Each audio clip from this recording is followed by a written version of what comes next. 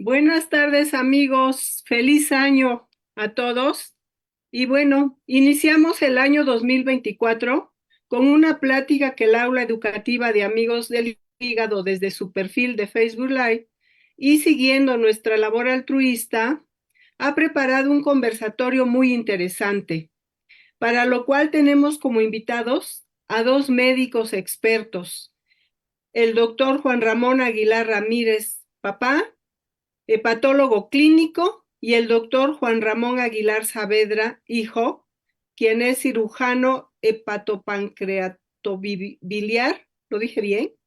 Hepatopancreatobiliar, pues quienes nos platicarán acerca de cómo es la preparación para una cirugía en un paciente con cirrosis.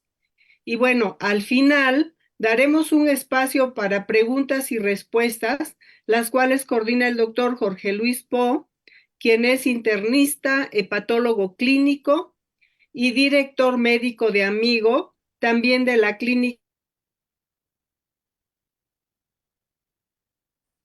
Doctor Po, si es tan amable, le paso la palabra. Gracias, Hortensia. Y prueba superada de el trabalenguas de hepato pancreato biliar, que siempre es complejo. Pues un gran gusto, amigos, estar de nuevo con esta aula educativa del segundo miércoles de cada mes. Recuerden que la idea de tener un conversatorio es como una mesa redonda donde se reúnen iguales a platicar de temas relacionados con el interés de de nuestros pacientes. En esta ocasión, el gran tema es la preparación hacia una cirugía en pacientes con cirrosis hepática. Y con todo lo que implica de angustia, de temor o de miedo, que pensamos que debe disminuirse gracias a la preparación y hacia el diálogo en el tema. Y para ello tenemos a dos queridos invitados que no son nuevos, que han colaborado con nosotros ya desde hace muchos años, sobre todo Juan Ramón Aguilar, papá, que pues desde que se fundó Amigos del Hígado está con nosotros. Y ya más recientemente se incorpora Juan Ramón Aguilar, hijo, que también está con nosotros. Yo quisiera pedirle, antes de entrar ya en materia formal, que el doctor Juan Ramón Aguilar, papá, nos dijera como qué porcentaje del total de los pacientes que llegan a la clínica, y sobre todo en tu visión, Juan Ramón, de que fuiste, por un lado, jefe del servicio de gastroenterología del Hospital Central Militar, y luego director de un hospital, Hospital General.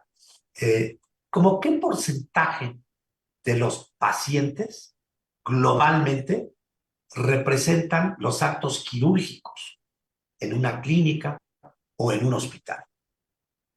Indudablemente, bueno, primero buenas tardes, feliz año nuevo. Es muy agradable encontrarnos de nuevo este año tan maravilloso que es el 2024. Bueno, para responder tu pregunta, depende, en los hospitales van a depender de segundo y tercer nivel, en el que a partir del segundo nivel, el grupo de pacientes que se reciben, aproximadamente un 40% es quirúrgico y un 60% es médico, porque como hospitales generales manejamos pediatría, obstetricia, de medicina interna, y aproximadamente un 40% es quirúrgico. De acuerdo. Y ya en la consulta, ya del gastroenterólogo, en la consulta de gastro del día a día, no me refiero del hospital, sino ahora en tu práctica clínica cotidiana, ¿cómo qué porcentaje llegan a ser quirúrgicos? Ahí en este caso, en lo privado, va a depender de tu especialidad. Los médicos que son cirujanos, su porcentaje es aproximadamente un 80% es quirúrgico. Y nosotros, que somos clínicos, el 80% es padecimientos médicos y un 20% son quirúrgicos. Muy bien, pues vean cómo ante estas cifras sí es necesario que en el quehacer médico haya interacción entre especialistas quirúrgicos y no quirúrgicos, porque terminamos complementándonos, ¿no?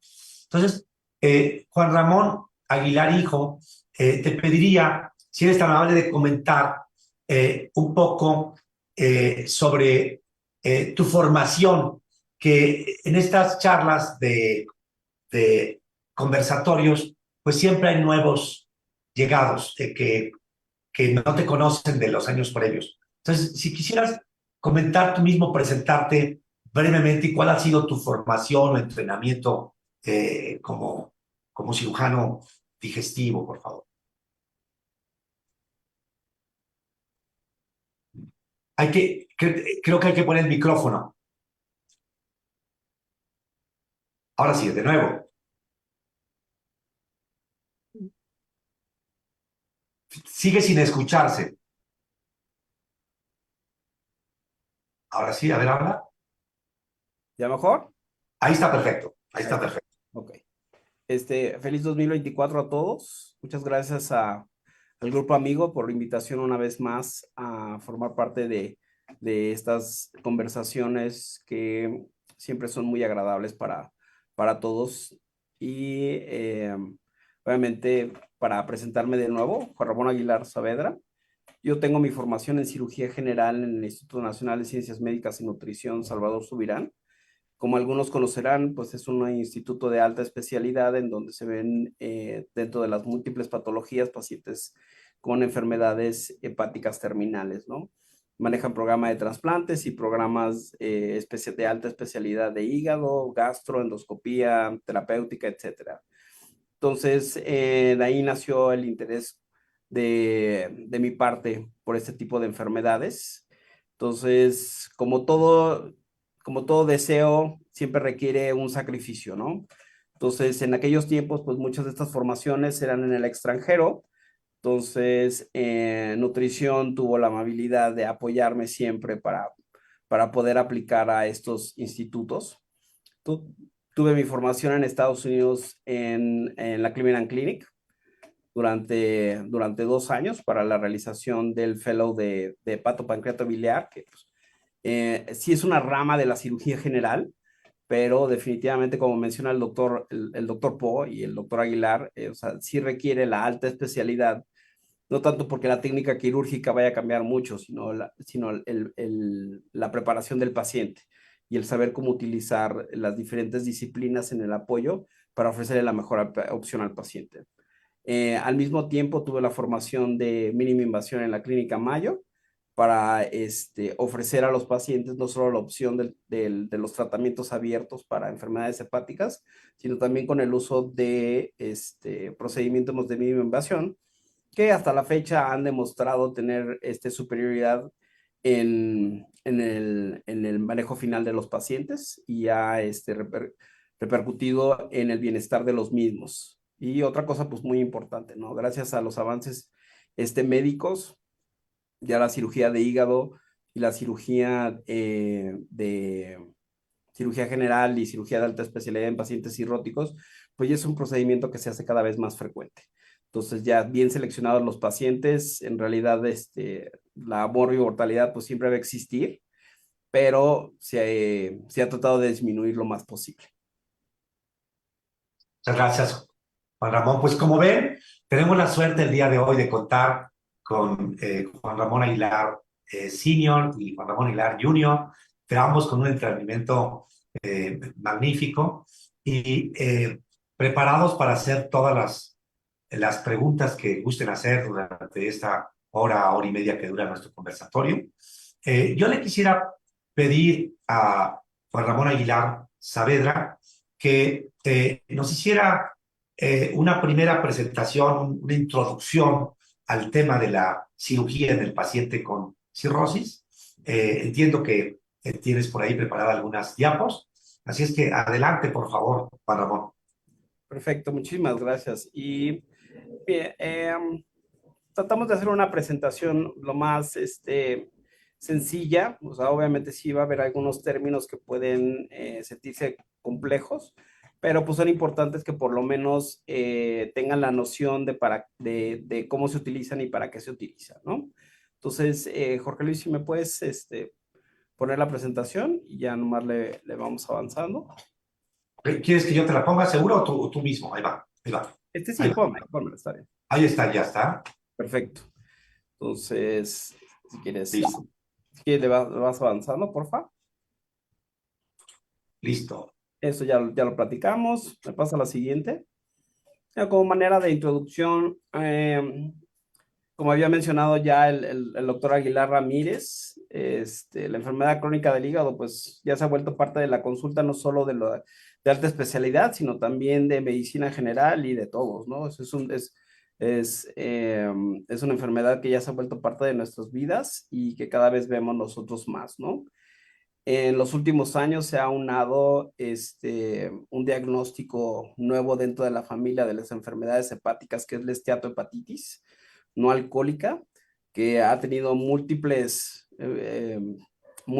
inicios, pero pues siempre la cuestión de la obesidad ha sido como un factor muy importante que ha condicionado este tipo de enfermedades y que, bueno, ya se ha vuelto parte como de la familia de las enfermedades hepáticas, ¿no?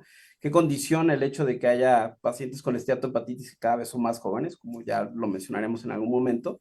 O sea, se puede asociar a algunas otras cosas, ¿no? El síndrome metabólico, enfermedades cardiovasculares, y eso pues nos lleva a una nueva puerta de procedimientos quirúrgicos que ya no solo se limitan a las cirugías de salvamentos en pacientes mal controlados de cirrosis, ¿no? Sino ya nos está llevando a un punto en donde se pueden hacer cirugías selectivas, cirugías de mínima invasión y cirugías de alta especialidad, incluyendo las mencionadas aquí, cirugía bariátrica, cirugía de abdomen y de plastía de pared de alta especialidad, cirugía de hepatopancreatobiliar y cirugía de vesícula, que en realidad son las más frecuentes. ¿Me paso la siguiente?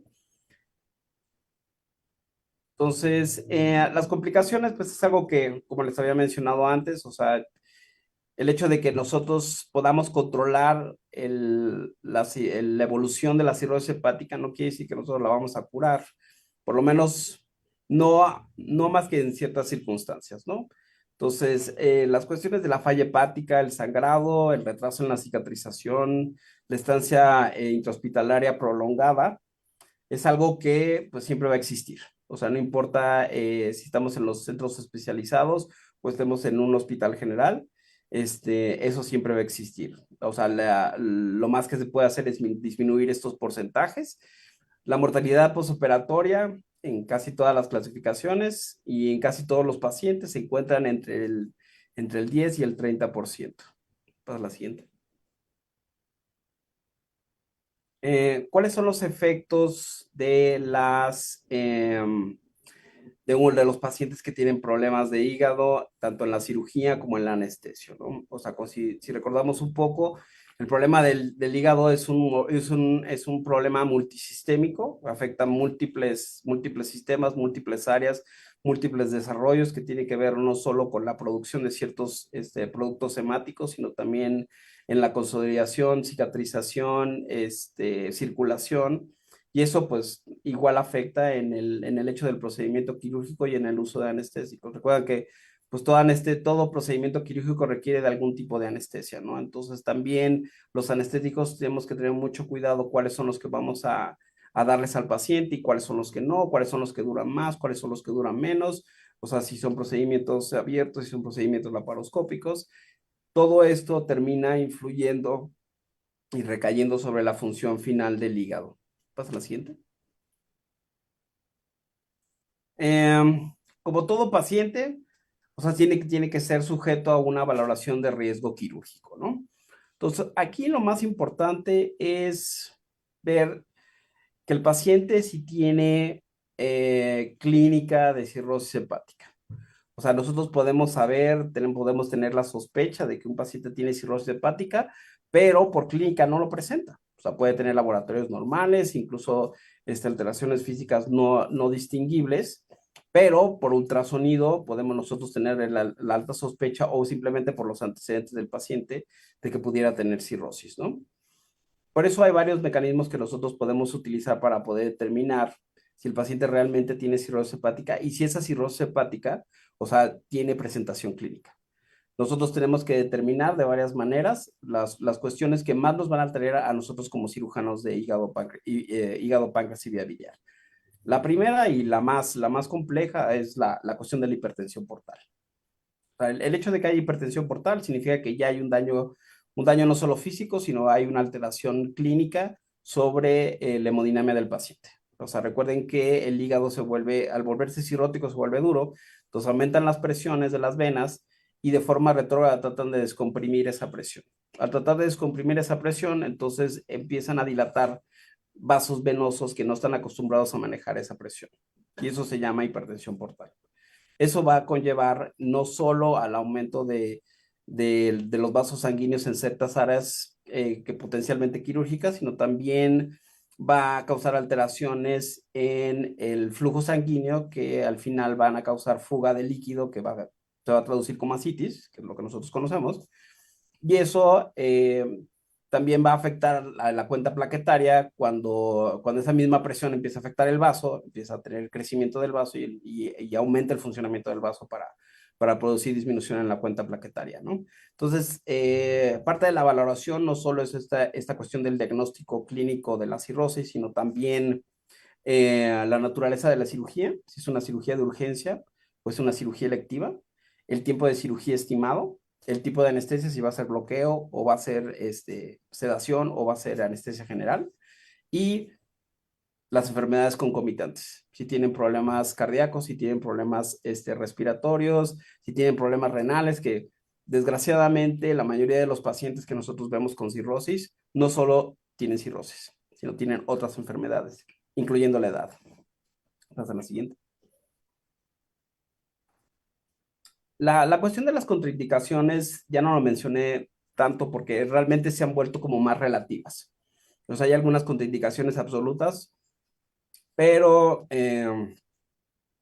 ya han hecho como ciertas modificaciones. Ya las contraindicaciones absolutas, digo, básicamente son cuando el paciente no va a tener acceso a un trasplante hepático y se encuentra en clasificaciones de Child-Pugh, que ya las mencionaremos, arriba de C, o otra clasificación que es la clasificación de MELD, en donde se encuentran pues, mayores de 15.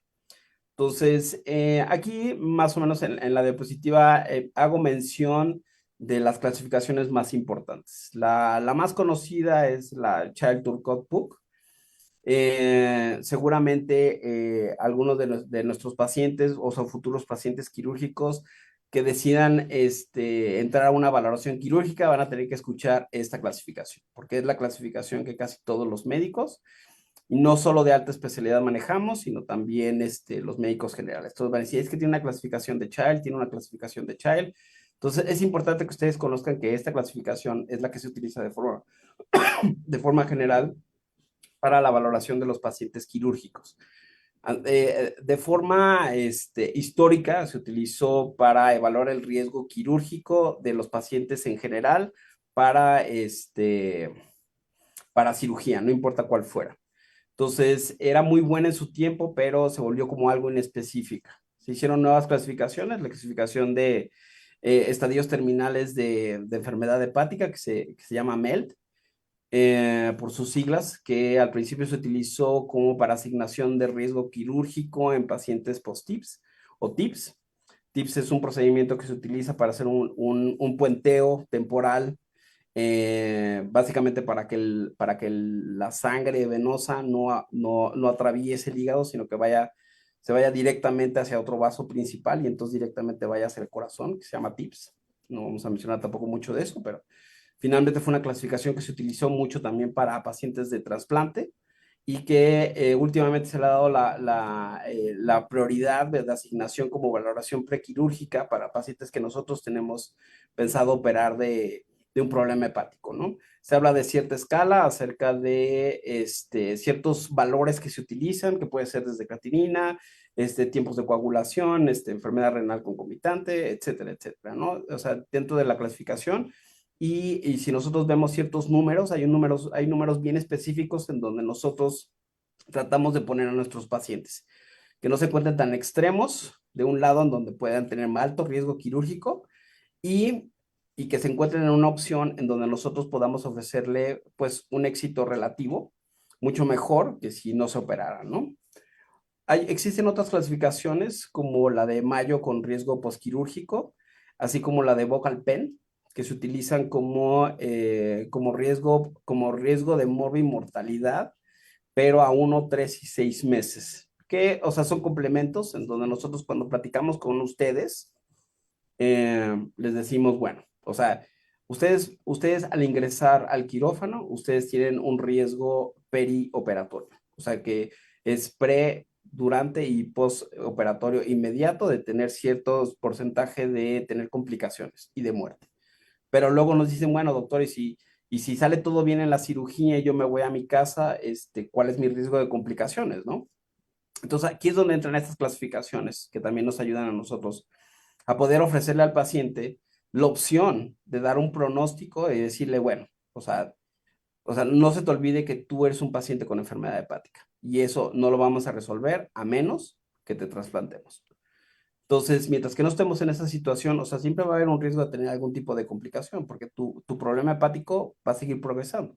Entonces, estas clasificaciones nos ayudan a dar este tipo de situaciones y poder orientar mejor al paciente y poder darle un pronóstico que le pueda ayudar a tomar una mejor decisión. ¿Pasa a la siguiente? Entonces, este más o menos es como un esquema que nos puede indicar más o menos en cómo nosotros podemos platicar con los pacientes, ¿no? Aquí lo importante es definir, y siempre lo que hace la mayor diferencia, si es un paciente quirúrgico que se va a operar de forma electiva o se va a operar de forma urgente. Desgraciadamente, cuando estamos en una situación de urgencia, a menos que estemos en un programa de trasplantes que esté adecuado a nuestro hospital, las posibilidades o el porcentaje de tener complicaciones o de muerte son mucho más altas que en una cirugía programada. Entonces, nosotros nos vamos a enfocar más en la cuestión electiva. Pero para que nosotros podamos tener un procedimiento electivo, nosotros tenemos que valorar al paciente. Y nosotros tenemos que estandarizarlo y ponerlo en un recuadro en donde nosotros podamos optimizar su función y dejarlo en las mejores condiciones para que se pueda operar. Y entonces aquí es donde nos ayudan estas clasificaciones. Entonces, una vez que tenemos nosotros un paciente que se quiere operar de forma electiva, de la cirugía o sea, ahorita lo podemos mencionar, pero la cirugía que ustedes quieran. Porque o sea, se aplica a todo tipo de cirugía que tenga que ver con pacientes cirróticos. Entonces, como habíamos comentado, el hecho de que un paciente, o sea, tenga enfermedad hepática, no quiere decir que, o sea, que le vaya igual a un paciente que tenga clínica de enfermedad hepática o que no tenga clínica de enfermedad hepática, teniendo enfermedad hepática física, ¿no? Entonces, cuando tenemos pacientes que no tienen enfermedad clínica, tienen mucho mejor porcentaje de éxito que los pacientes que tienen enfermedad clínica, a pesar de que los dos tengan cirrosis, ¿no? Entonces, nosotros, una vez que evaluamos al paciente y llegamos a esa determinación, entonces nosotros, dentro de las clasificaciones que tenemos, podemos asignarle un riesgo, podemos decirle, usted se puede operar con estas circunstancias, ¿no? En cambio, si un paciente, o sea, tiene traducción clínica, entonces entra en una siguiente clasificación, en donde nosotros hablamos con el paciente y así como dicen, mira, esta clasificación, o sea, el porcentaje que usted tiene de morbi y mortalidad, o sea, que tenga algún tipo de complicación o de muerte es esto. ¿Y cómo podemos mejorar las posibilidades de que usted tenga mayor éxito? Bueno, existen algunas ramas o existen algunas opciones que nos pueden ayudar a poder mejorar el estatus del paciente en su cirrosis para que tenga mejor posibilidades de éxito, que ya las veremos en un ratito, ¿no? Y hay algunos casos en donde las posibilidades de éxito son mínimas y las únicas opciones es o trasplantar al paciente y después de eso operarlo o trasplantarlo y hacer el procedimiento quirúrgico en ese momento, que antes pues no existía eso. O sea, era así como algo que no podía existir. Pero ahorita ya se hace y hay en centros especializados, si el paciente tiene el criterio quirúrgico y se puede ofrecer el trasplante junto con el procedimiento quirúrgico, se hace en ese momento. ¿Pasa a la siguiente? En cuestiones más específicas, cirugía hepática, pues bueno, obviamente pues uno pensaría, bueno, pues si es que si el hígado ya se está afectando tanto, o sea, ¿cómo podría ser que se afectara más? ¿No? Pues sí se puede afectar más. O sea, puede haber crecimiento de tumores dentro del hígado, puede haber algunas otras lesiones que pueden ser malignas o premalignas o no malignas que requieren que nosotros tengamos que hacer algún tipo de resección. La mortalidad siempre va a existir, o sea, está entre el 3 y el 16%. Siempre es importante que el paciente sepa que existe la posibilidad de que se pueda trasplantar. Si nosotros tenemos la oportunidad de poder ofrecer el trasplante hepático a un paciente con enfermedad hepática, en cualquier estadio en el que esté, que requiera algún tipo de procedimiento quirúrgico y nosotros tengamos a la mano la opción de ofrecerle el trasplante hepático, siempre va a ser una opción. Y siempre va a mejorar el pronóstico, pues, del cielo a la tierra. ¿Ok?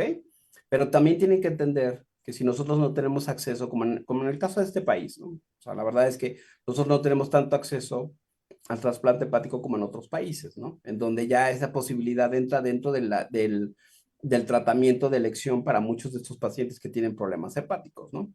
La falla hepática por resección siempre es la preocupación principal del cirujano, ¿no?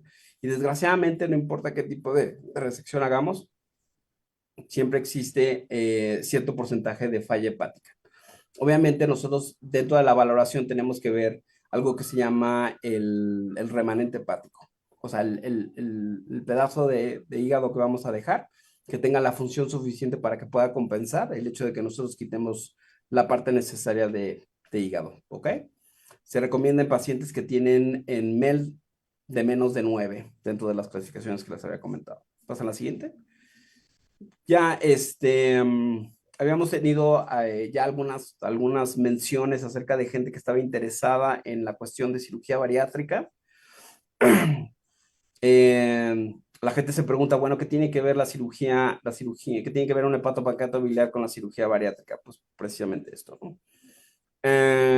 Como les había comentado en el principio de la presentación, los pacientes con esteatohepatitis, pues es un problema cada vez más frecuente. Está muy relacionado con los pacientes con obesidad y no todos los pacientes van a tener la posibilidad de tener un acceso a la cuestión del trasplante hepático o incluso a tratamientos de nutrición en donde pues, ellos puedan bajar de peso y puedan mejorar ese tipo de pronóstico, ¿no? Entonces, a veces llegan al criterio de la cirugía bariátrica. Entonces, sí se hace cirugía bariátrica en pacientes con cirrosis hepática, sí, sí se hace. Sí tiene una mortalidad como todas las cirugías, o sea, pero se ha llevado al punto del 3.3%. Sí es importante la valoración preoperatoria del paciente y el procedimiento quirúrgico que se le está ofreciendo. El peor enemigo de la cirugía bariátrica, pues es la hipertensión portal. Desgraciadamente, la hipertensión portal, pues es prácticamente el compinche de la enfermedad hepática, ¿no? Entonces es muy difícil poderlos tratar. Se han tratado varias maneras de poder tratar la hipertensión portal. Muchos han sido la realización de TIPS prequirúrgicos. Incluso se han intentado trasplantes y mangas gástricas o bypasses. El problema principal del bypass es la cuestión de la absorción y recuerden que todos los pacientes que se trasplantan pues van a requerir inmunosupresores de por vida, entonces han tenido muchos problemas para poder controlar la cuestión de la absorción de estos medicamentos. Entonces hasta la fecha, ahorita trasplante con cirugía bariátrica no se ha terminado de estudiar. La cirugía que más se ha hecho en estos pacientes es la manga gástrica con buen porcentaje de éxito, pero aunado con esos tratamientos anexos como es el TIPS, lo que os había comentado, el puenteo de los vasos sanguíneos para disminuir la hipertensión portal y han tenido un buen éxito, pero es importante entender que muchos de estos pacientes pues tienen problemas de obesidad y hay que resolverlo, ¿no? Pasan a la siguiente. En cuestiones de cirugía intraabdominal y plastías, bueno, la cirugía más frecuente que se hace en los pacientes cirróticos es la cirugía de hernia umbilical. Por mucho es la cirugía más frecuente que se hace en pacientes cirróticos. Como parte de la dinámica y de los cambios fisiológicos que presentan los pacientes, pues obviamente empieza a haber tensión en el abdomen por la citis y empiezan a todos los defectos, pues empezarse a mostrarse, ¿no? Y el principal, pues es el ombligo. Puede haber también problemas inguinales de cualquier tipo y hernias postincisionales, que son también las de las que más manejamos, ¿no? Obviamente el enemigo número uno de este tipo de reparaciones, pues, es el hecho del líquido, o sea, la citis. Entonces, es muy importante que estos pacientes estén bien controlados de la cuestión de su cirrosis, lo mejor que se pueda. La coagulopatía y también tener en cuenta el retraso en la cicatrización. Entonces, cualquier procedimiento que hagamos con estos pacientes, pues ellos tienen que entender que su cicatrización va a ser muy, muy lenta. Entonces, aquí está unado en cuestiones de la cirugía de urgencia, o sea, de preferencia que no se operen de urgencia. O sea, si uno sabe que tiene un problema de una hernia y sabe que tiene problema de hígado, la mejor opción es operarse antes de que esa hernia le dé problemas, porque el porcentaje de éxito cambia drásticamente. La realización de TIPS prequirúrgico ha sido un gran apoyo para nosotros como cirujanos, para los manejos quirúrgicos de los pacientes y eso pues la verdad es que aumenta el éxito mucho. Pero pues bueno, ya las complicaciones de los TIPS también ya son muy conocidas, entonces pues también tienen sus bemoles. Pasa a la siguiente. Colecistectomía es la segunda cirugía más frecuente que se hace en pacientes cirróticos. Los pacientes cirróticos, conforme van avanzando en su enfermedad, tienen más posibilidades de tener más piedras y entonces esas piedras dan problemas. Entonces, sí se hace muy frecuente, sí se debe de operar. El abordaje laparoscópico, como les había comentado al principio, se ha preferido no solo en cuestiones de la cirugía de vesícula, sino también incluso en las hernias hiposincisionales y algunas enfermedades hepáticas. El paciente con cirrosis lo tolera mejor, incluso en pacientes con CHALS avanzados, ha mostrado resultados prometedores, pero como les había comentado, es importante tener bien clasificado al paciente y tratar de optimizarlo para dejarlo en las mejores condiciones. ¿Pasa la siguiente? Y ¿qué es lo que le podemos ofrecer al paciente para que esté en mejores condiciones para poderse operar? Pues ya más o menos lo hemos mencionado a lo largo de esta charla. Es muy importante la hipertensión portal, tenerla controlada, la citis, el tiempo de coagulación, el porcentaje de albúmina, la dieta del paciente. En algunos pacientes, valorar la realización de los TIPS y en lugares en donde se encuentran hospitales de alto volumen, el trasplante hepático. Es muy probable que ya en un futuro el trasplante hepático, como les había comentado, ya sea como parte de la terapéutica de estos pacientes. ¿Ya pasa la siguiente? Y Se acabó. espero que haya Las sido diapositivas. lo suficientemente breve y conciso para que hayan entendido el punto que queremos darle. Sin duda, sin duda. Muchas gracias por esta muy interesante introducción al tema de las cirugías. Pues yo creo que a través de esta breve introducción nos percatamos que en el paciente con cirrosis hepática puede haber cirugías no digestivas, cirugías digestivas y también cirugía de trasplante hepático, propiamente dicho.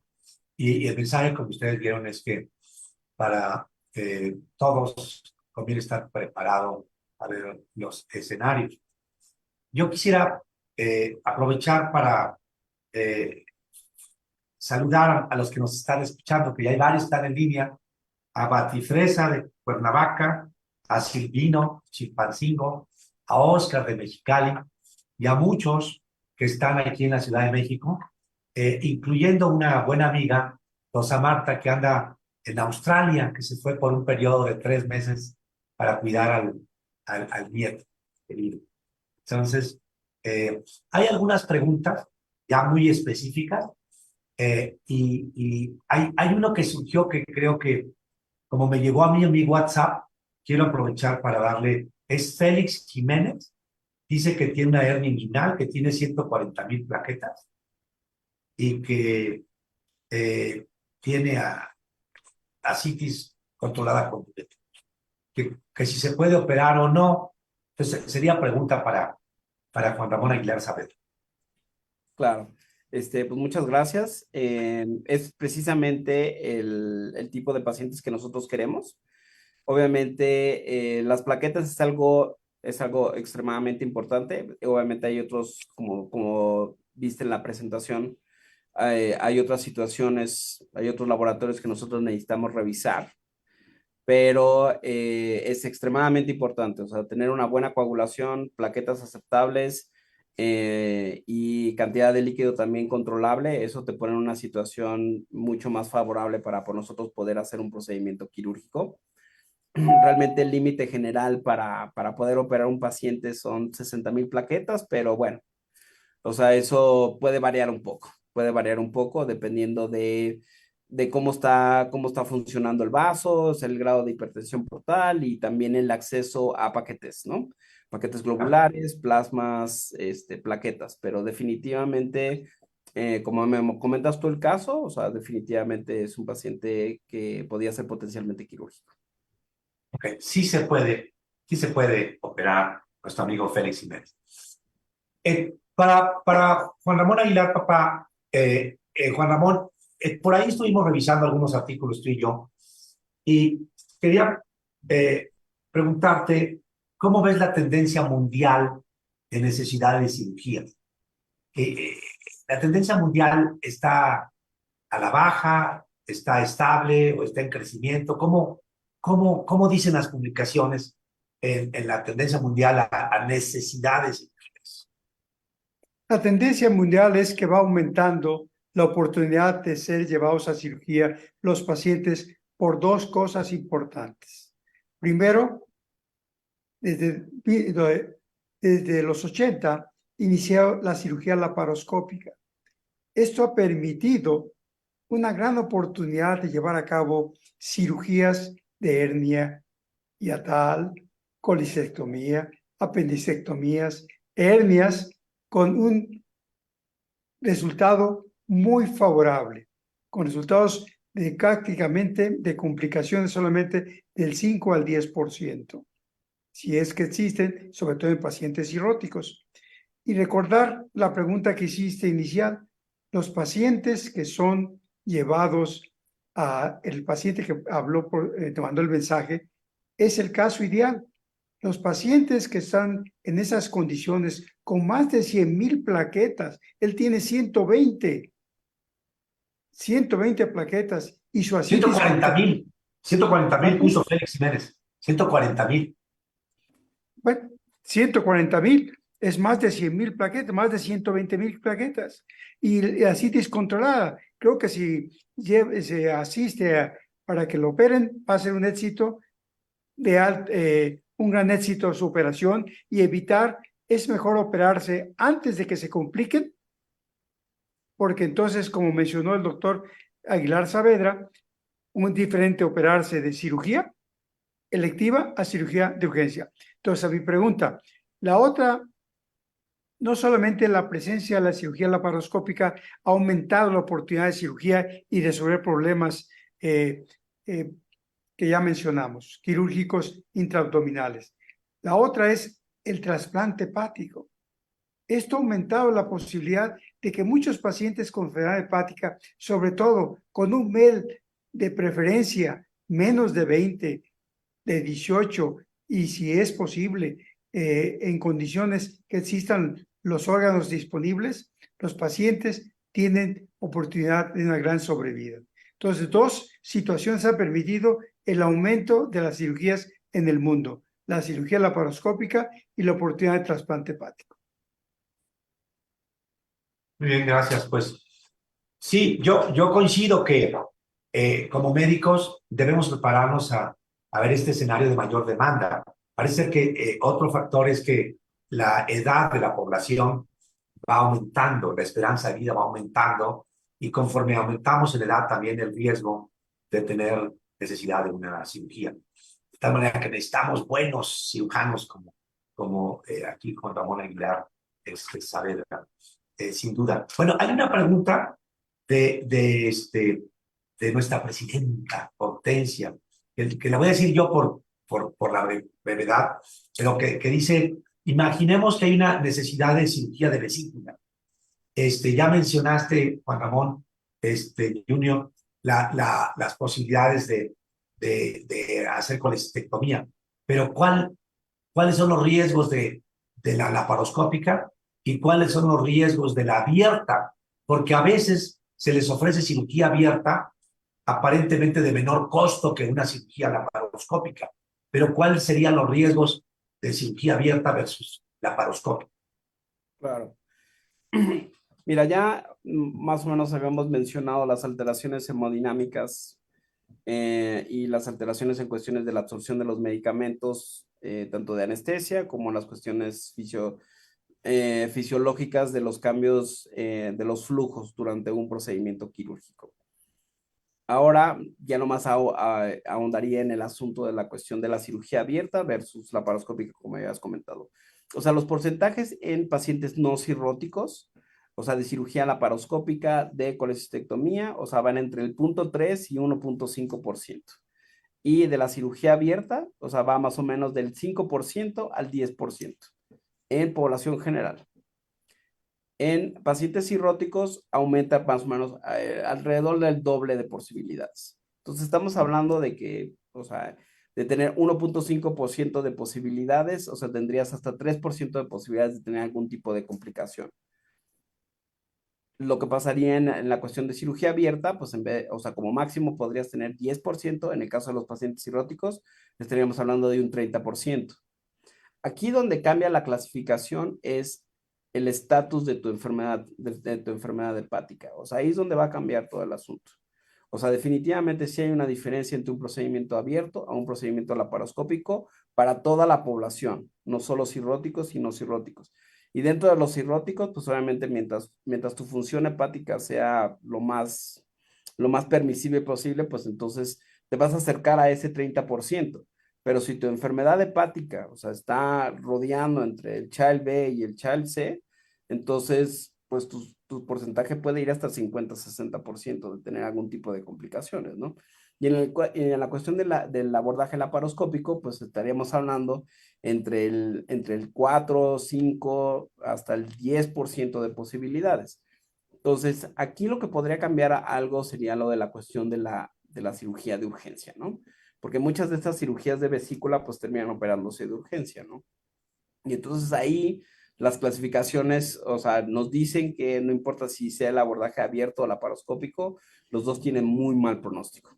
Entonces creo que la conclusión sería, o sea, la mejor opción para un paciente cirrótico con una enfermedad estable es la cirugía electiva laparoscópica. Para un paciente con enfermedad inestable en un procedimiento de quirófano, o sea, de urgencia, no importa cuál de los dos vaya, o sea, va a tener muy mal pronóstico. Entonces, ¿por qué es esta diferencia? La cirugía abierta, pues implica o sea, el abrir más. Obviamente hay más trauma en el tejido, hay más sangrado, obviamente hay más dolor posquirúrgico, hay más tiempo en el retraso de la cicatrización, obviamente hay más pérdida de sangre, más pérdida de plaquetas, más alteraciones de los tiempos que en un abordaje laparoscópico.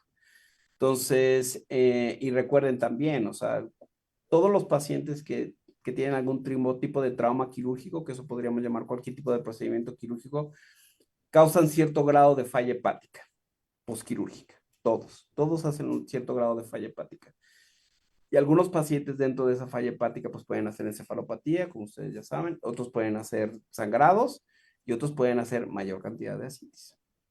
Y esa ascitis en una cirugía abierta que no cierra, pues es fuga de líquido, fuga de líquido, fuga de líquido. Esa fuga de líquido lo que va a causar es que va a requerir más líquidos, pero ese líquido se va a seguir fugando, va a empezar a haber afecciones renales, o sea, no es solo nada más por el procedimiento quirúrgico, sino también por la cuestión postquirúrgica. Entonces, no es solo el hecho de que se abra al paciente ya, sino qué es lo que pasa después de que uno abre al paciente.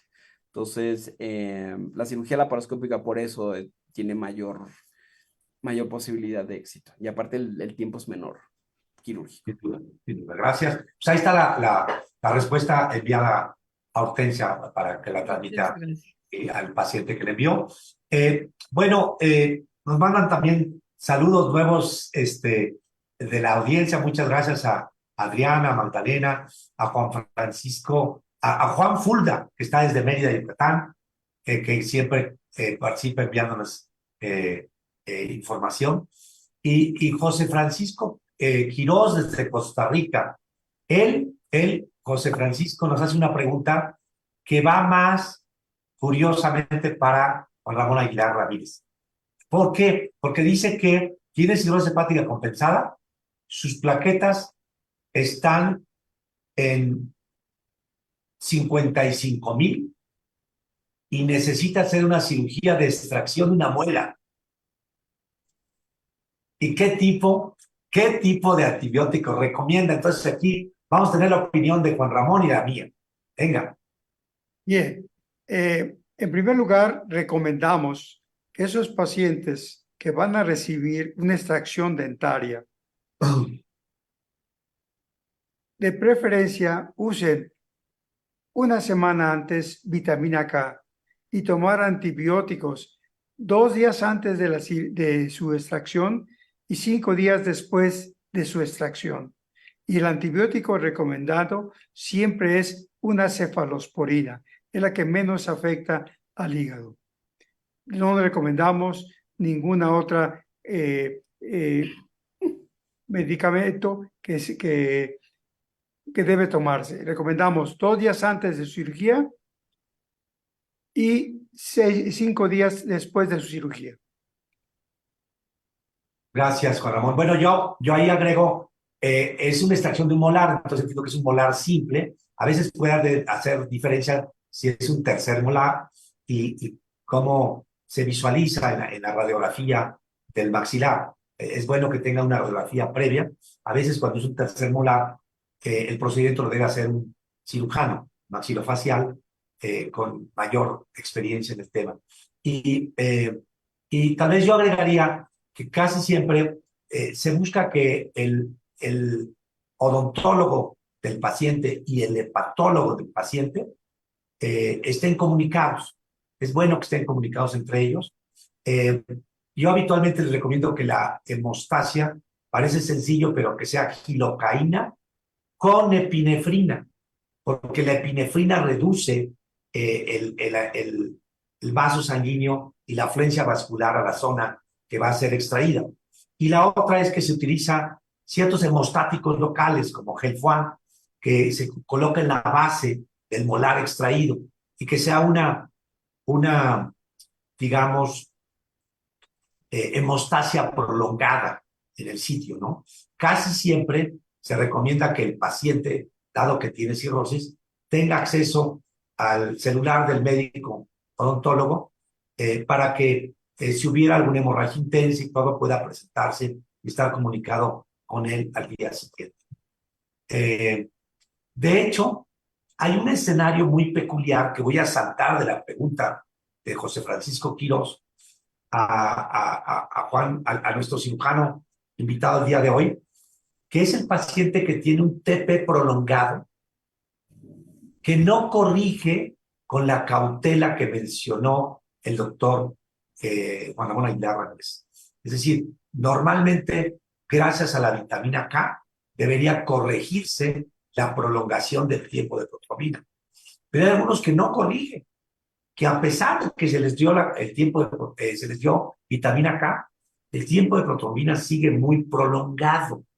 Y no me refiero a una extracción molar, me refiero a un paciente que está hospitalizado, que tiene un evento agudo, por ejemplo, una colecistitis aguda, que está muy sintomático, que tiene tal vez ya un hidropiocolecisto, que tiene sepsis y que no está corrigiendo bien.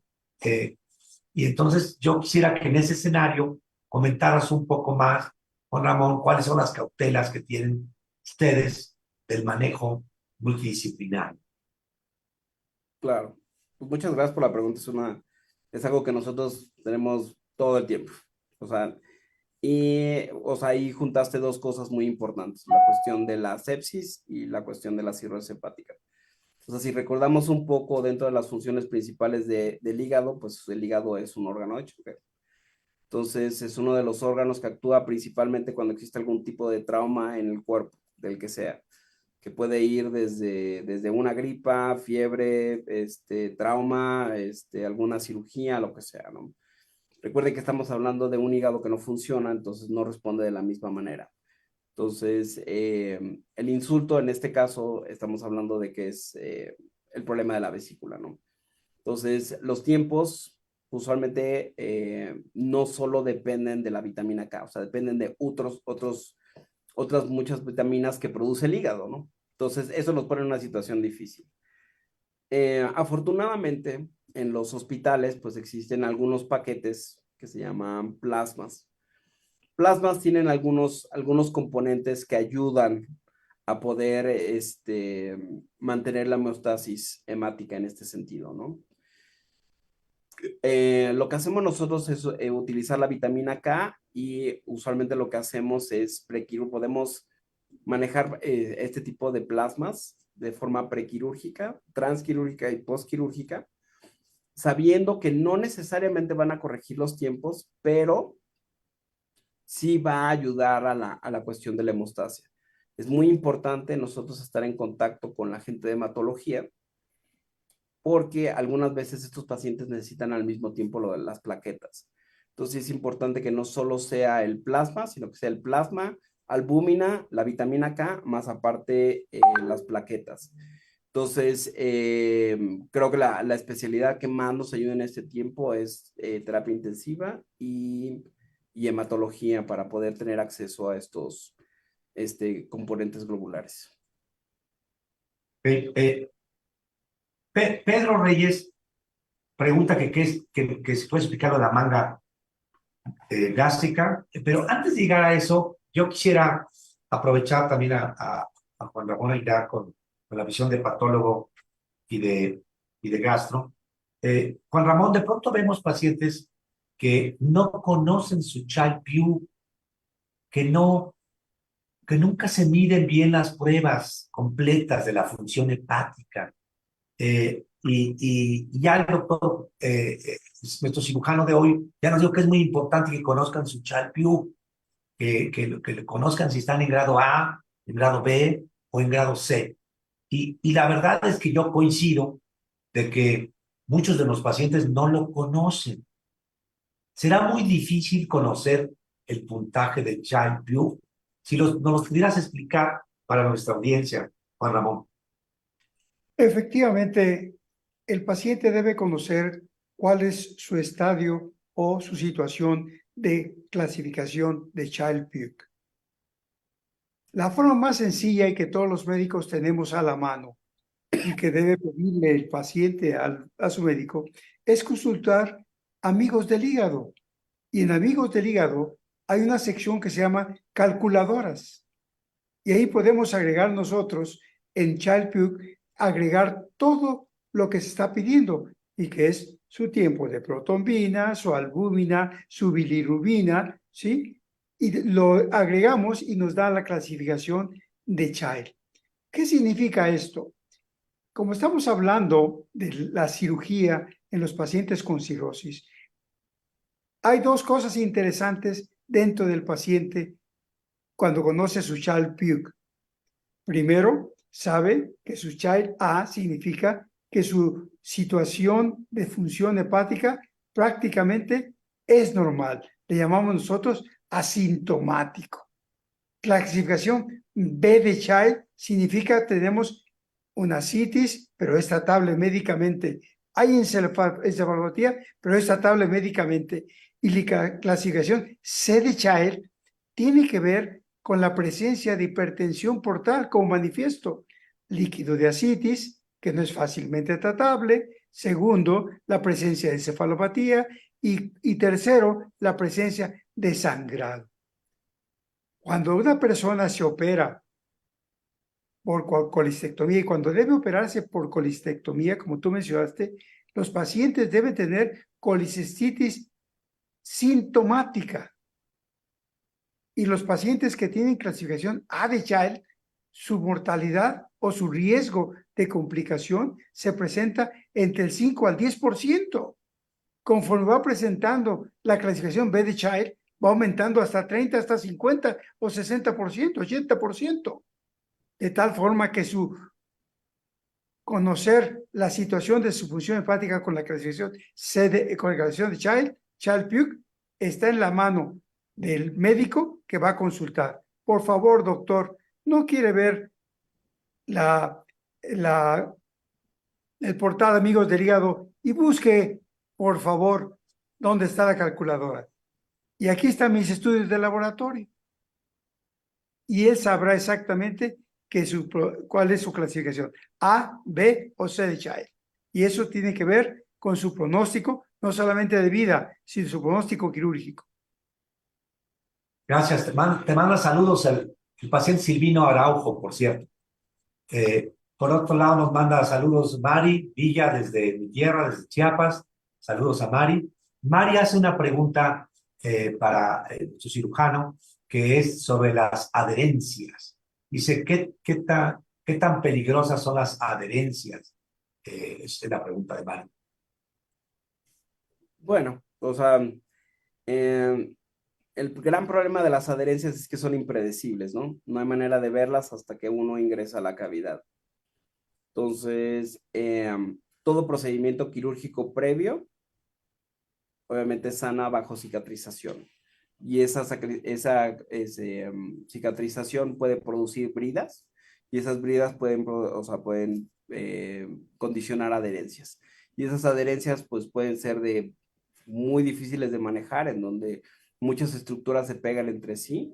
También es importante no solo qué procedimientos quirúrgicos, el número de procedimientos quirúrgicos y hace cuánto tiempo se hicieron, pero no es contraindicación para un abordaje laparoscópico, no en manos expertas, y no deben de condicionar una alteración mayor, más que probablemente mayor tiempo quirúrgico, pero no es una contraindicación para un abordaje laparoscópico de cualquier tipo en pacientes cirróticos o no cirróticos.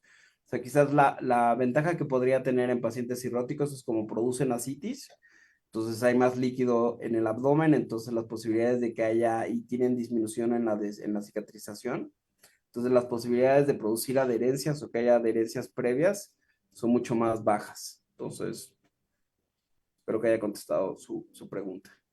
Sí, seguramente sí. Sobre todo, importante para Mari Villa, que no es una contraindicación formal para una cirugía, ¿no?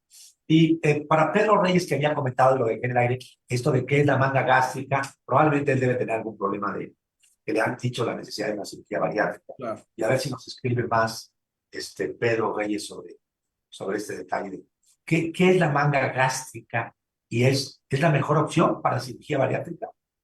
Bueno, obviamente, o sea, mejor opción es dependiendo de cada paciente, ¿no? También eh, todas tienen sus pros y sus contras, existen varias opciones para cirugía bariátrica. Digamos que la ventaja que tiene la manga gástrica, bueno, la manga gástrica es básicamente reducir el estómago de forma quirúrgica. Es un abordaje laparoscópico en donde se quita una porción del estómago importante, que es la curvatura mayor, pero tratando de mantener la función del estómago, pero con menos capacitancia. ¿Ok? Eso se llama manga gástrica porque en realidad lo que hacemos es como un tubo del estómago, entonces ya no tiene esa posibilidad de poderse expander.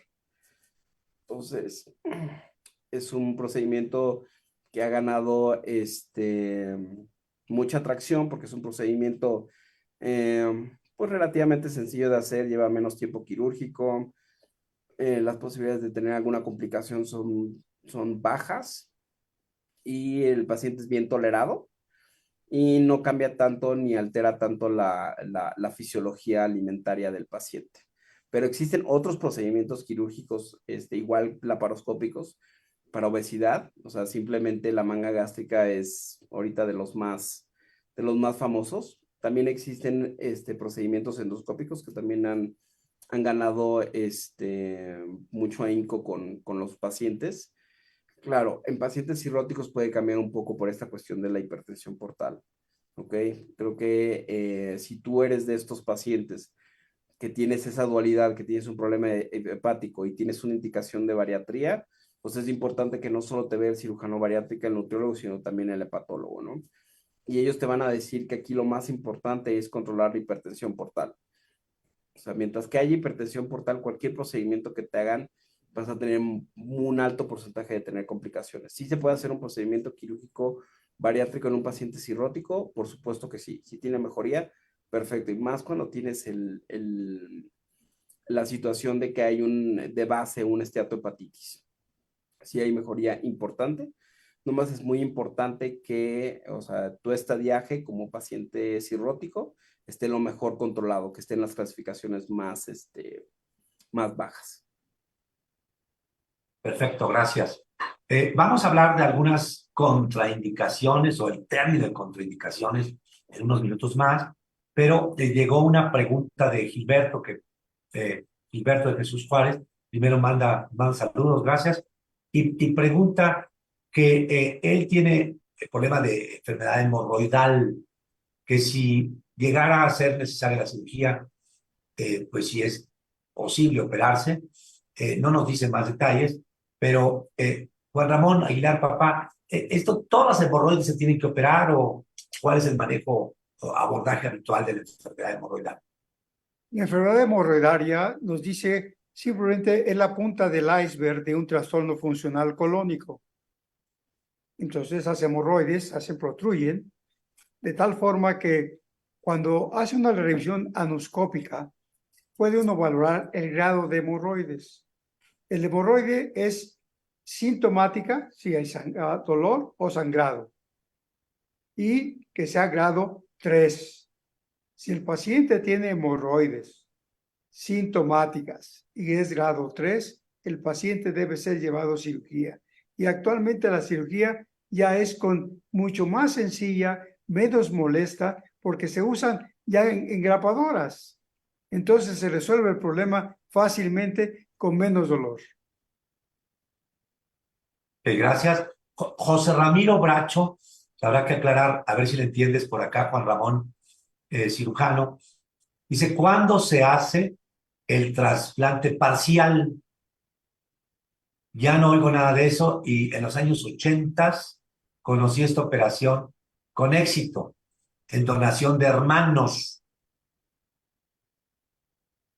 ¿Te suena el trasplante parcial o se referirá al trasplante, sí, pues, suena como algo segmentario, no sé a qué se refiera, si quieres elucubrar o le pedimos a José Ramiro que nos No, explique no, o más. sea, lo que pasa es que, o sea, sí, la idea es el trasplante parcial, ¿no? Significa que es el trasplante de donador vivo, ¿no? Que eso ahorita ya es algo que se hace, digo, no es, no, o sea, en este país, me parece que ahorita nada más pediatría y algunos centros muy, muy limitado, eh, el trasplante de donador vivo, pero en Estados Unidos, bueno, en Asia se hace mucho el trasplante de donador vivo, trasplante hepático de donador vivo. Sí, es algo que ahorita es hacia donde están yendo las cosas.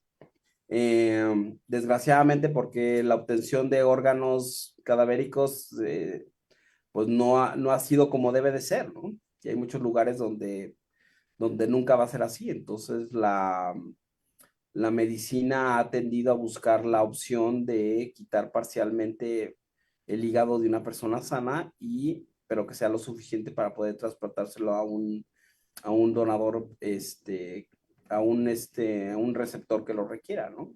Entonces, sí es algo que ya se hace más, sí existe en México, se hace en pocos lugares, pero en Asia es algo que está altamente desarrollado, y en Estados Unidos también el trasplante hepático de donador vivo. Y sí, dependiendo de las características del hígado, o sea, sí puede ser un hermano o un tío, o sea, dependiendo recuerden que la compatibilidad de hígado es mucho más sencilla que la de otros órganos. Entonces, Oye, realmente sí es mucho más fácil que se pueda hacer una donación.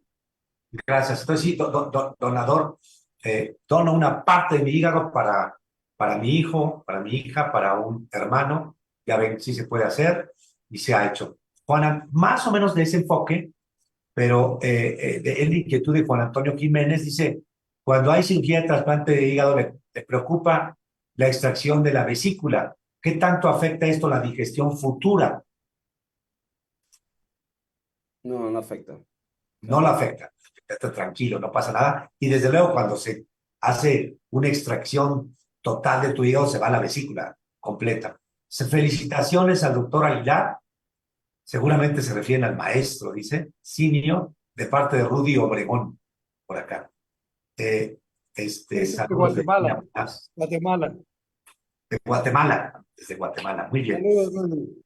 Bueno, Carmen Trejo hice una pregunta un poco diferente, Juan Ramón, joven. Juan Ramón dice que ella necesita hacerse una cirugía, pero de la cadera, que le andan diciendo que es necesario hacer la cirugía de la cadera y que su problema son plaquetas de 90,000, que si esto es una contraindicación o no. Pues no es una contraindicación, pero definitivamente para su procedimiento quirúrgico van a tener que tener plaquetas disponibles. O sea, digamos que contraindicación relativa, porque si no hay plaquetas, o sea, no es recomendable operar. Desgraciadamente, el recambio total de cadera, pues es una cirugía que sí existe una pérdida vascular importante, entonces sí es importante tener no solo paquetes globulares, sino plasmas y plaquetas. Entonces, dometamil no contraindica, pero definitivamente dentro de su valoración preoperatoria, o sea, sí le van a solicitar y sí va a tener que estar pendiente de que haya plaquetas disponibles para durante su procedimiento quirúrgico. Igual habíamos, o sea, no mencioné tanto lo de la cuestión de la cirugía ortopédica, igual que la de cardíaca, pero pues también son procedimientos quirúrgicos que se hacen en pacientes cirróticos. Bueno, hay una pregunta que es como un testimonio, ah, eh, que es de Pino Victoria Barrera. Dice que le operó el doctor Alan Contreras en Sion, que le salvaron. Eh, Parece le operaron de un tumor y bueno, requiere seguir en vigilancia. Este, y básicamente es las recomendaciones de dónde se puede seguir atendiendo. Esa es parte. Comenta algo relacionado con la atención que ha recibido el Seguro Social, que parece que no ha sido óptima. ¿Dónde se puede atender un paciente así, Juan Ramón Aguilar? Tú que por un lado estuviste también en nutrición, y luego ya en el hospital militar y ahora en la medicina privada, ¿dónde se puede atender un paciente que, que, que veo que necesita cuidados pues adicionales, ¿no? Ese paciente que fue, Fue llevó de a cabo cáncer de hígado, operado de cáncer de hígado. de cáncer de hígado. Sí. Hay dos sitios donde puede recibir la atención y seguimiento, y eso es el Instituto Nacional de Cancerología. Ese es el más sencillo porque él tiene acceso, porque hay antecedentes de un cáncer que fue resecado y el seguimiento lo van a llevar a cabo en ese hospital. O si no, si lo operó el doctor Alan Contreras, puede venir contigo, tú más o menos, ustedes tienen una buena relación con el grupo de doctor Jorge Lispo, pueden venir a checarse y su control periódico cada 3 a 6 meses. Bien, gracias. Bueno, había una pregunta de Juan Saldívar que tiene que ver con su temor de una hernia.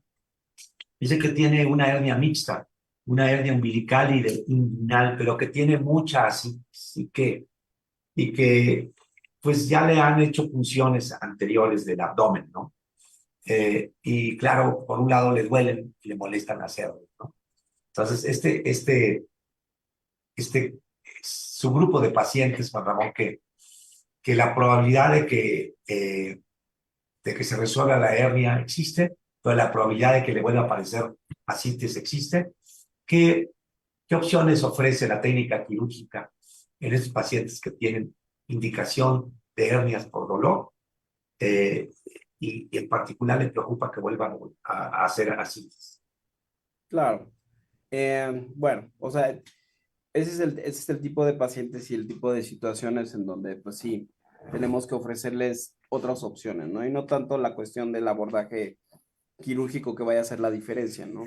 O sea, nosotros lo que tenemos que hacer es que prevenir que el líquido aumente. Entonces, obviamente, si ya se ha llevado a topes el manejo médico, o sea, con los diuréticos, entonces ya tendríamos que empezar a ver otras opciones. Las otras opciones, como ya había mencionado, es obviamente, dentro de las mediciones del gradiente de presión venosa para ver más o menos el grado de hipertensión que tiene y ver si este paciente podría ser candidato a la realización de este puenteo llamado TIPS, que podría utilizarse en el momento prequirúrgico, se puede hacer 3 semanas antes.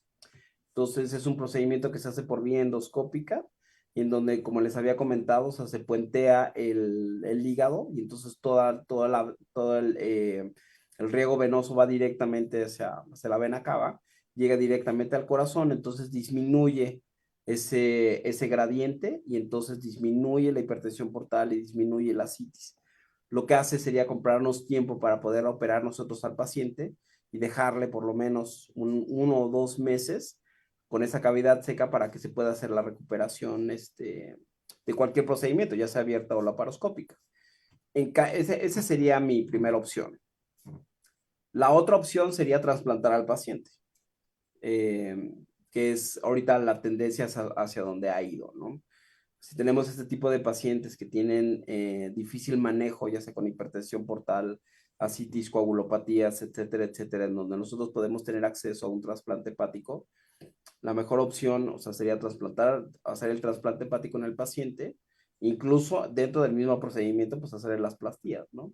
Que a ese punto es el que hemos llegado, a ese grado de complejidad ya hemos llegado en donde los pacientes desgraciadamente el hecho de hacer el procedimiento quirúrgico no le va a ayudar como nosotros nos gustaría. O sea, si él me preguntara, doctor, bueno, pues usted me recomendaría operarme así, pues por supuesto que no. O sea, el porcentaje de éxito es mínimo y aumenta mucho las complicaciones. Entonces, si no tenemos controlada la enfermedad hepática, cualquier procedimiento quirúrgico que nosotros hagamos, o sea, le va a dar muy mal pronóstico, no importa cuál sea el abordaje. Entonces hay que ver otras opciones de cómo poder manejar la enfermedad hepática. Entonces, serían mis recomendaciones. Bien, aunque probablemente no es exactamente el tema de hoy, pero es una inquietud de una mamá, que es Ariana Beltrán, que dice, ¿cuál es el peso y edad ideal para realizar el trasplante a un bebé que tiene cirrosis? Wow. Bueno, ahí sí me voy a declarar incompetente. O sea, es que eso es más de patología pediátrica. Y, o sea, trasplante de hígado en adultos y trasplante de hígado en niños es muy diferente. Entonces, ahí sí me van a disculpar, pero no tengo yo. Fíjense que ahí salvo agregado que hagan su amigo Rafa Ramón y Lea Ramírez, yo habitualmente les recomiendo al doctor Gustavo Varela, que es un cirujano pediatra que tiene una gran experiencia en cirugía de trasplante en nuestro país, la ha operado en el Hospital Infantil de México, pero además tiene pues experiencia en su práctica privada, ¿no? Lo tendrían que buscar por ahí. Ariana es el doctor Gustavo Varela, que ya es un caso ya muy especializado. Yo te, Sí, Juan Ramón, adelante. perdón que interrumpa, yo tomaría primera parte que tú comentaste. Es decir, si es un niño, el Instituto Nacional de Pediatría, digo, el Hospital Infantil de México hace trasplantes. Entonces, lo que se recomienda a esta persona, a esta señora, que busque una consulta, ya sea con el cirujano pediatra de trasplantes o el Instituto Nacional de Pediatría, para que lo valoren y digan en cuál es el momento, porque va a depender el daño que tenga su hígado, ¿verdad? Sobre todo, si ya está el diagnóstico, el trasplante está indicado y el único lugar es el Instituto Nacional de Pediatría. O Hospital Infantil de México, exacto. Bien. Hospital Infantil de México, perdón.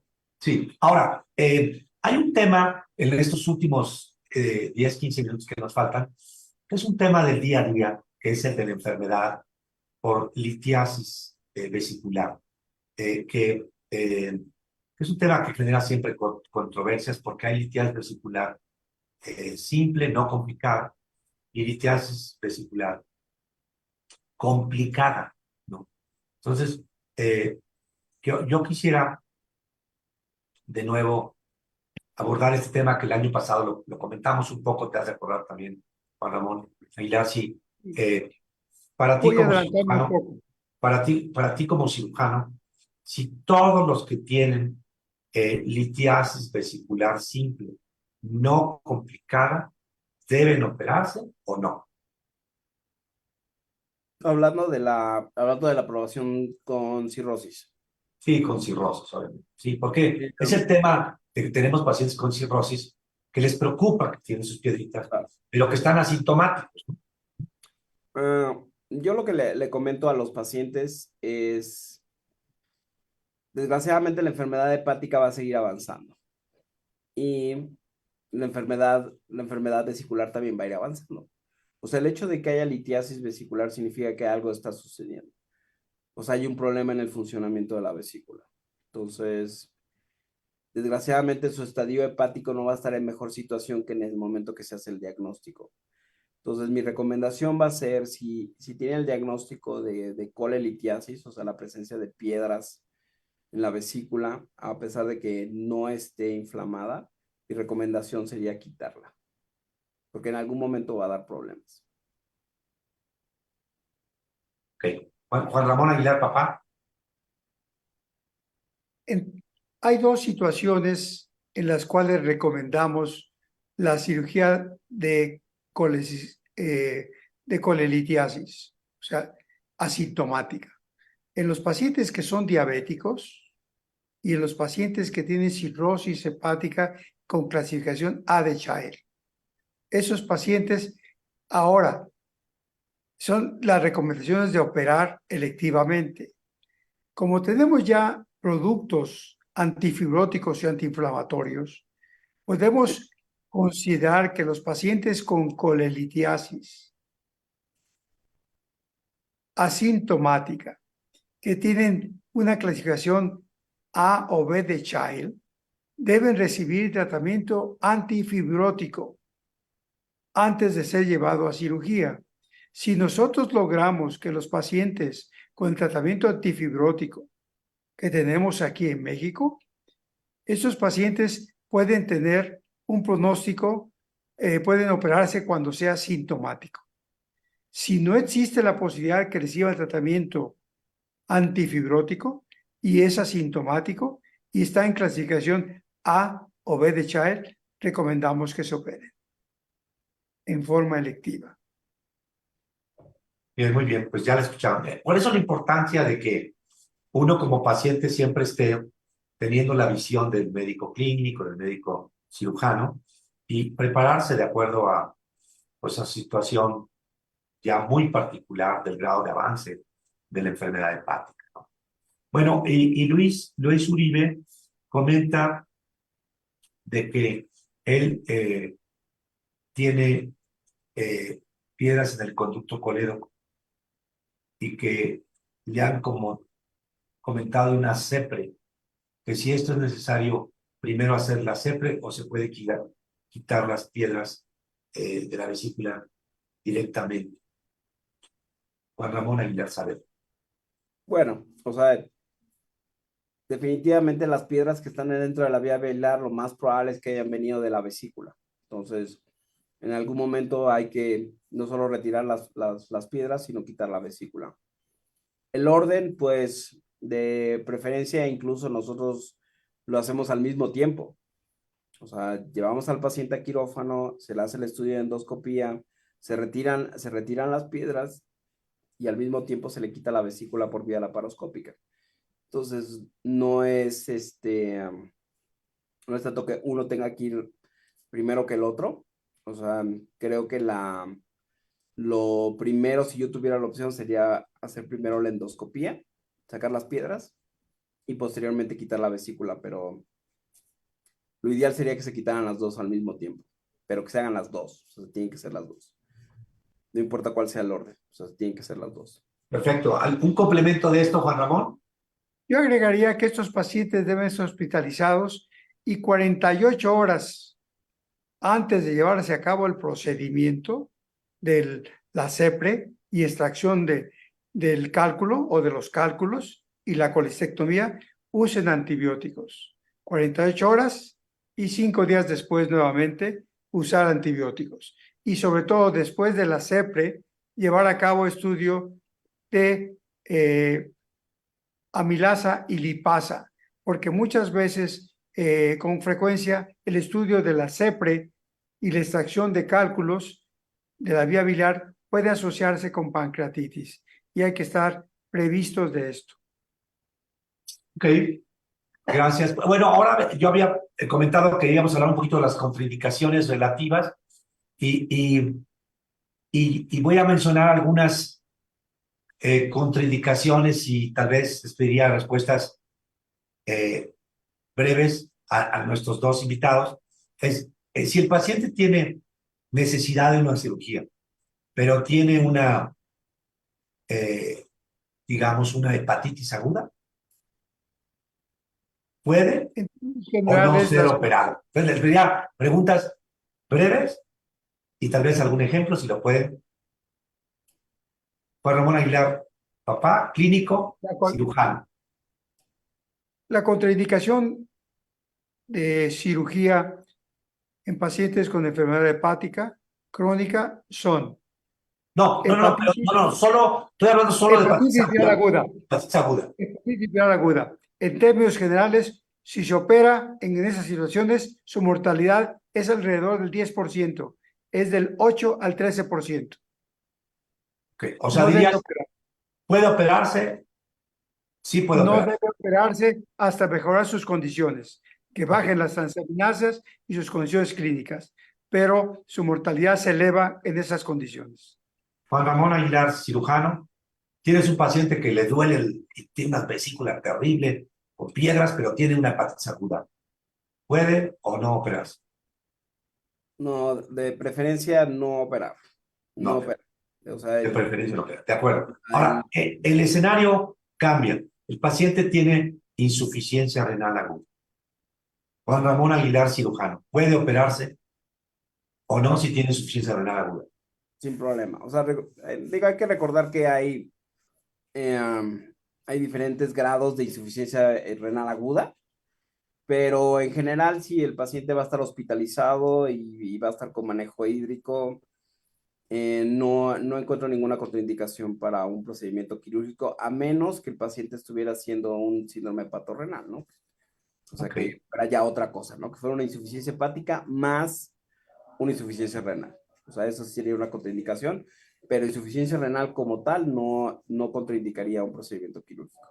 ok, Juan Ramón Aguilar, hepatólogo, clínico, tiene La insuficiencia pregunta renal fue muy aguda, clara. ¿puede o La no pregunta operarse? es, no debe operarse porque es contraindicación la insuficiencia renal aguda. Ok, o sea, en teoría habría que mejorar esa insuficiencia renal, ver que las Y todas condiciones. estas contraindicaciones hay que mejorar las condiciones para que pueda mejorar su pronóstico de vida y de Ok, resultados positivos. Juan Ramón Aguilar, el cirujano, tiene el paciente una hepatitis alcohólica, él tiene hepatitis alcohólica, pero tiene que operarse. ¿Debe operarse o no debe operarse? ¿Puede o no operarse? Sí se puede operar, pero tiene que saber que el porcentaje de muerte es más del 80%. O sea, cualquier estado de hepatitis alcohólica aguda, o sea, es una falla hepática aguda que tiene una alteración hemodinámica severa y obviamente el someterla a un trauma quirúrgico, o sea, y es donde ponen las cuestiones relativas en donde si el paciente se tiene que operar porque su vida, o sea, su vida está en riesgo, entonces tiene que operar, o sea, la familia tiene que estar conscientes del porcentaje de muerte del paciente. Sí, imaginemos una hernia muy sintomática, encarcerada, pero tiene una hepatitis alcohólica aguda. Juan Ramón, hepatólogo, ¿puede operarse o no? Esta es una contraindicación. Hay que ponerlos, lo que llamamos nosotros, en las mejores condiciones clínicas, bioquímicas, para que el paciente pueda ser llevado a cirugía. Pero es una contraindicación. Si el paciente tiene una hernia umbilical y tiene líquido de ascitis, puede hacerse una paracentesis con reposición de albúmina para disminuir el dolor y la complicación de la hernia umbilical. Bien, y tal vez un último escenario, Juan Ramón Aguilar, cirujano, paciente tiene una cardiomiopatía, tiene un problema serio de su corazón, una cardiomiopatía, ¿puede operarse o no? Pues está mencionada como una contraindicación para cirugía en pacientes cirróticos, precisamente por la descompensación. Como no tiene el filtro del hígado, entonces toda la red colateral va determinada y todo el flujo va directamente hacia las cavidades cardíacas. Entonces, si hay un paciente que ya tiene cardiomapatía y nosotros lo sometemos a un procedimiento quirúrgico, las posibilidades de muerte son Muy bien. abismales. Pues, Bien, entonces, como ven, hay veces que el paciente necesita alguna cirugía, puede haber disponibilidad del cirujano experto, pero existe una contraindicación muy clara, pues sí hay que tener estas opciones, ¿no? Bien, creo que hemos llegado al tiempo de nuestro conversatorio, el primero del mes del 2024. Encantados de estar aquí como en otras ocasiones. Agradezco a todos. Ahorita llegaron un par de preguntas extras. Pido su comprensión, pero háganla llegar al portal, al Facebook, y buscaremos a través de Frida Gasca el poder responderles.